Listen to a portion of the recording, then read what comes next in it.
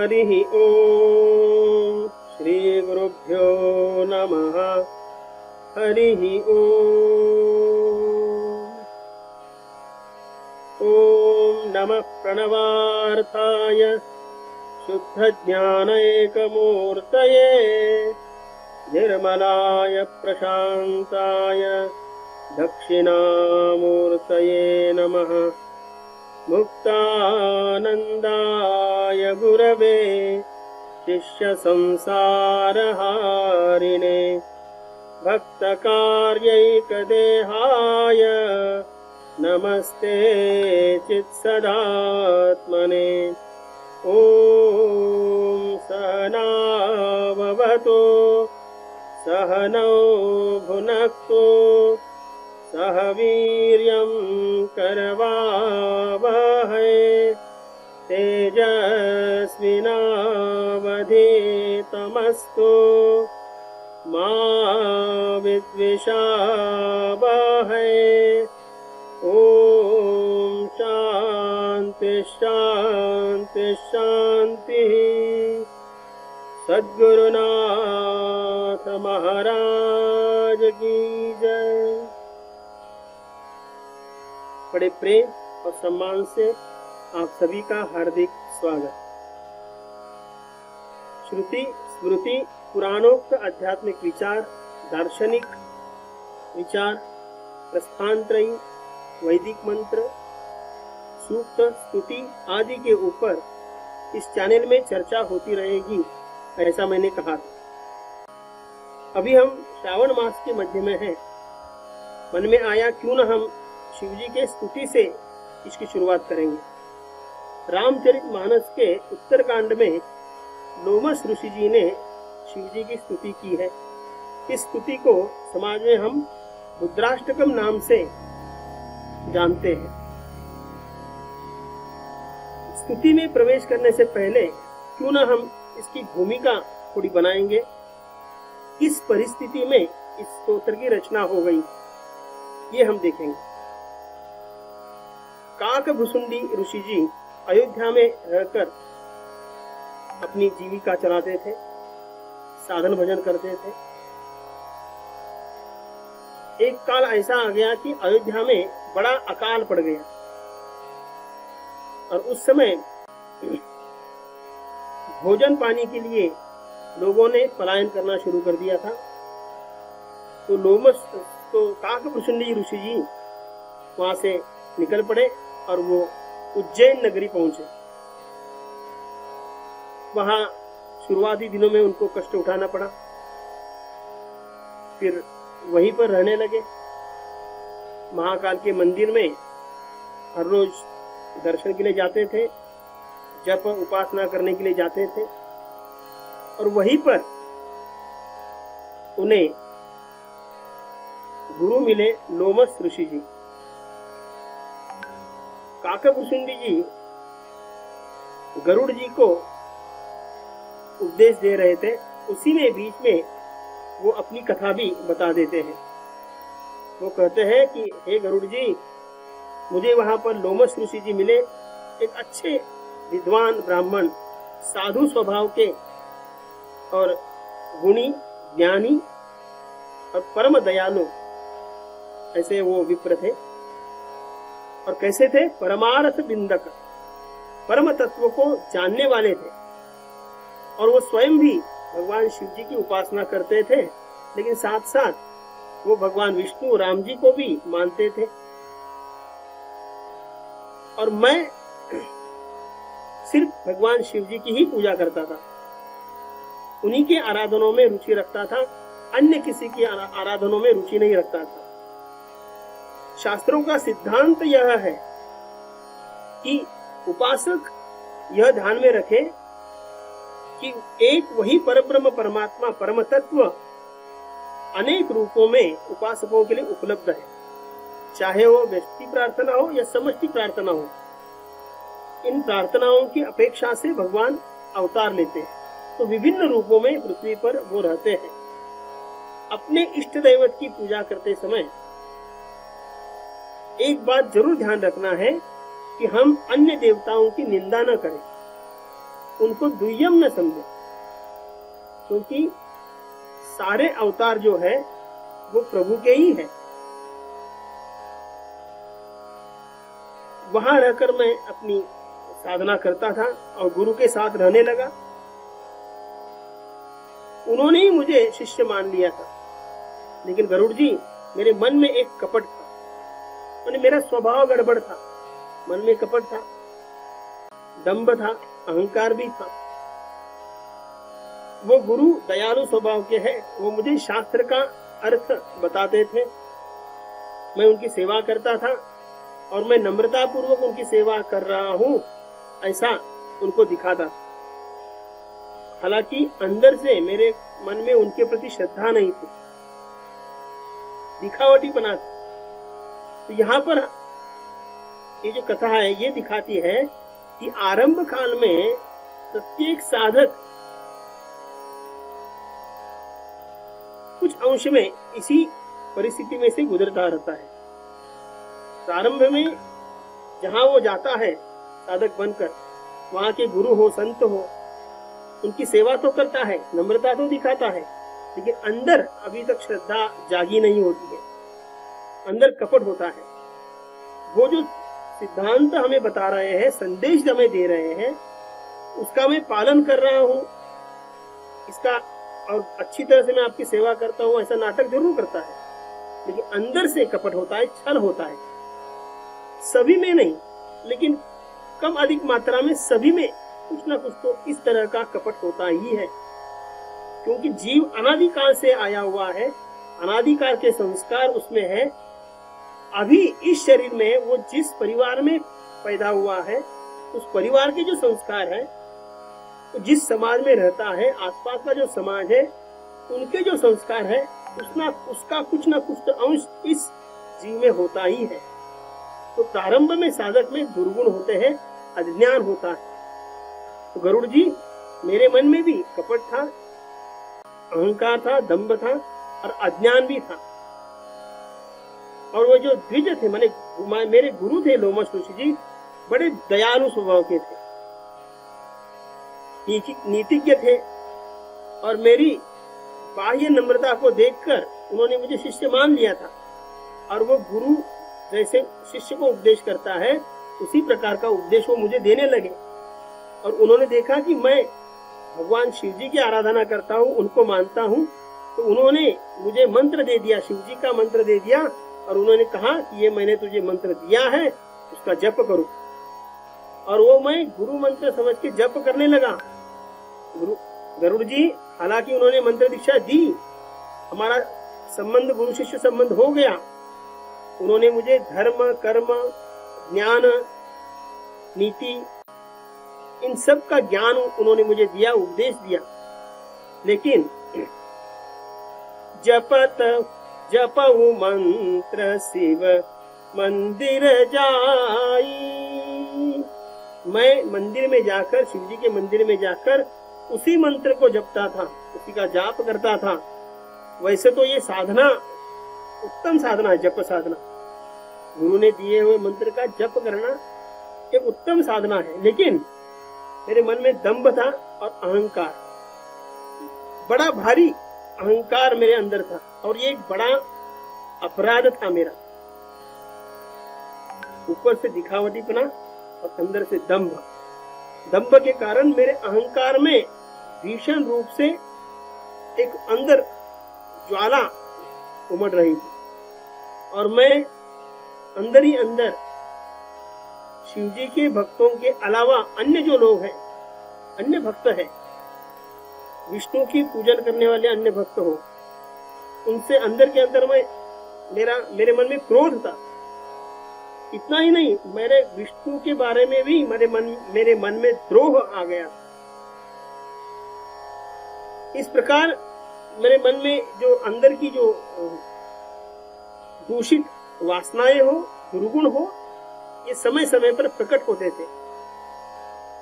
गुरनित मोहि प्रबोध, काकभूषुंडी जी कहते हैं, गरुड़ जी मेरे गुरु जो थे, मेरे इस प्रकार के आचरण से बहुत दुखी हो रहे थे।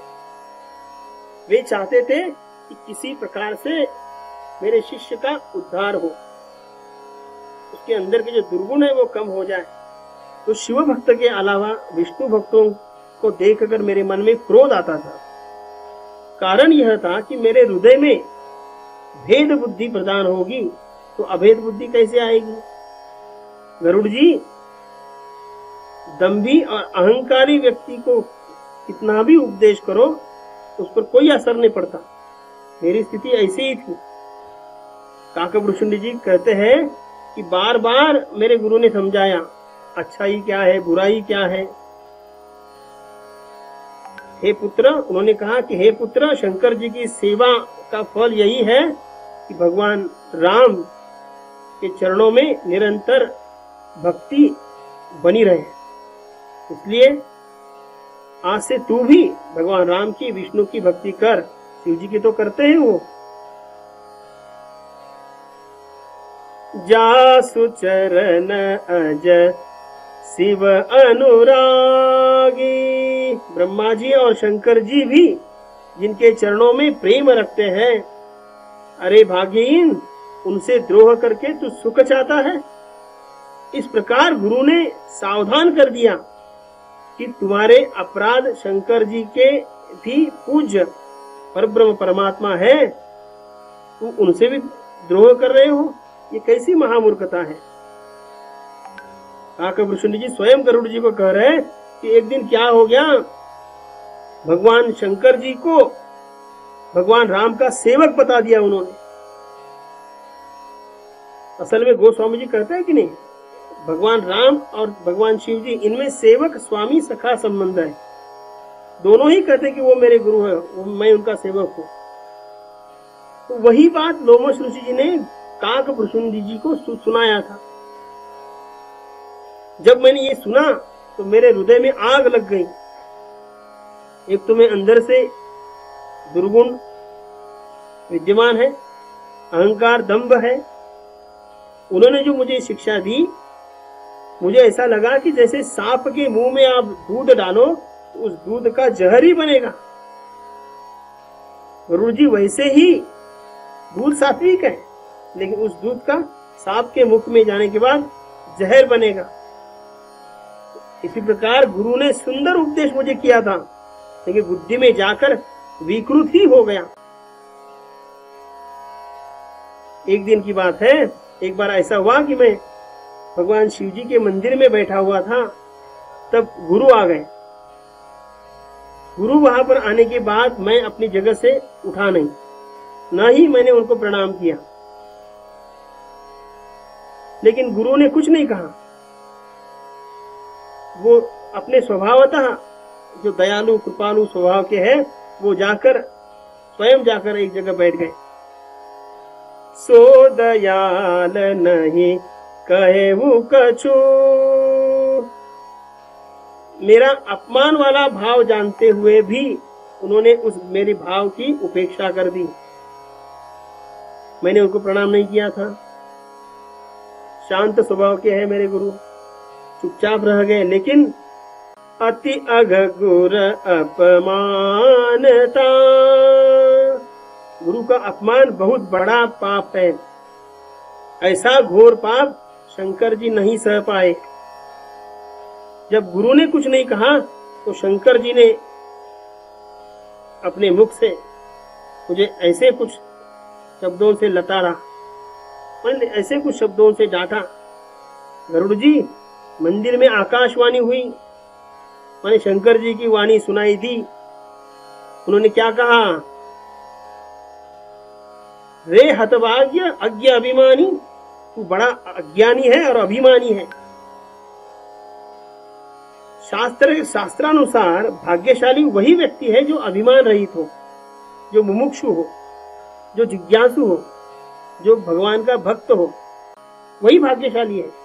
और अज्ञान और अभिमान से ग्रसित जो व्यक्ति है वो भगवान को पसंद नहीं है।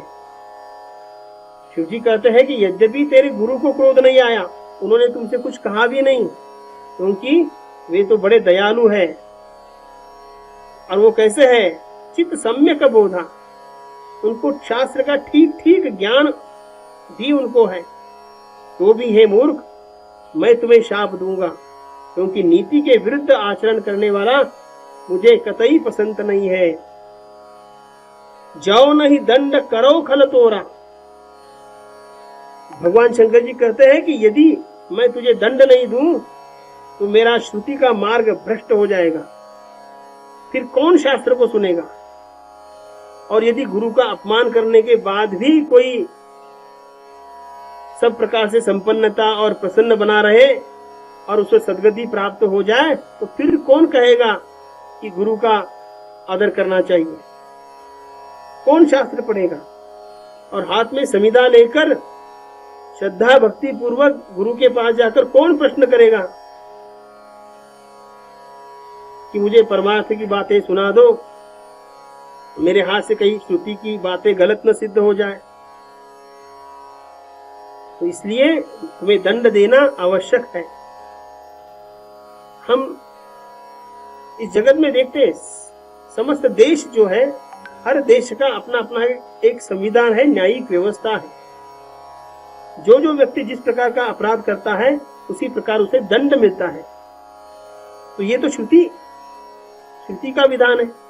श्रुति में जो विधि निषेध बातें हैं उसका पालन करने वाला जो साधक होगा उसका सभी प्रकार से विकास होगा, और जो विधि निषेध का पालन नहीं करता है उसका पतन अवश्य होता है। जे सठ गुर सन ईर्षा करही। शंकर जी कहते हैं जो मूर्ख गुरु से ईर्षा करता है वो करोड़ों युगों तक रौरव नरक में पड़ता है। रौरव नरक क्या है? उस नरक में रुरु नामक कीड़े रहते हैं और वो उस व्यक्ति के मांस को नोच नोच कर खाते हैं। वहां वो व्यक्ति, वो जीव बहुत दुखी और कष्टी होता है। उसको जो यातना शरीर मिला होता है उस शरीर में वो भरपूर यातना भोगता है, बहुत कष्ट सहन करना पड़ता है। इसलिए गुरु का अपमान करने वाले व्यक्ति को रौरव नरक मिलता है, भगवान शिव जी कह रहे हैं। हम समाज में भी देखते हैं कि विभिन्न प्रकार के अपराधों में उस व्यक्ति को जेल जाना पड़ता है। तो वैसे वेद का जो विधान है, विधि निषेध जो है, उसमें जो व्यक्ति अन्य पशुओं को मार कर खाता है, हाँ, उसको भी उस योनि में जाना पड़ता है। हाँ, जैसे हम डिस्कवरी में देखते हैं जंगल में जो शेर, बाघ आदि जो हिंस्र पशु है वो अन्य प्राणियों को मार कर खाते हैं। हम देखते हैं ना, उनके पीछे भागकर उनको पकड़ते हैं और अपने नुकीले दांतों से उनके आंतों को निकालते हैं। वो भी उनको नोच नोच कर तो खाते हैं। इसलिए अन्य पशु के भी हिंसा नहीं होनी चाहिए। और गुरु के साथ ईर्ष्या करेंगे, उनका अपमान करेंगे तो शिक्षा भोगनी ही पड़ेगी। तो भगवान शंकर जी ने कहा कि बोले गुरु आने के बाद तुम एक जगह से हिले तक नहीं, उनको प्रणाम भी नहीं किया। जाओ, बोले मैं तुमको आज शाप देता हूँ, तुम अजगर की नीच योनि में जाओगे और किसी बड़े वृक्ष के कोटर में पड़े रहोगे। ये बात सुनने के बाद लोमस ऋषि जी को बहुत बड़ा दुख हो गया। उनके मन में हाहाकार मच गया। उनको ऐसा लगा कि शंकर जी ने मेरे शिष्य को शाप नहीं दिया, मुझे ही शाप दिया है। काकभूषुंडी ऋषि जी डर के मारे कांपने लगे। तो ये शिष्य की दशा देखकर गुरु के मन में बड़ा संताप हो गया। उन्होंने भगवान शिव जी को दंडवत प्रणाम किया, प्रेम पूर्वक प्रणाम किया और शंकर जी के सामने हाथ जोड़कर खड़े हो गए। तो अपने शिष्य की अधोगति को देखकर उनका गला भराया था और उनके मन से ये स्तुति निकली। आइए उसकी दो पंक्तियों का गान करेंगे। नमामि शमीशान निर्वाण रूपम विभुं व्यापकं ब्रह्म वेद स्वरूपम निजं निर्गुणं निर्विकल्पं निरीहं चिदाकाशमाकाशवासं भजेऽहं चिदाकाशमाकाशवासं भजेऽहं। इसका विस्तार हम अगले भाग में करेंगे। तब तक के लिए हरिओम। बड़े प्रेम और सम्मान से फिर से एक बार आप सभी का हार्दिक स्वागत। सद्गुरुनाथ महाराज की जय।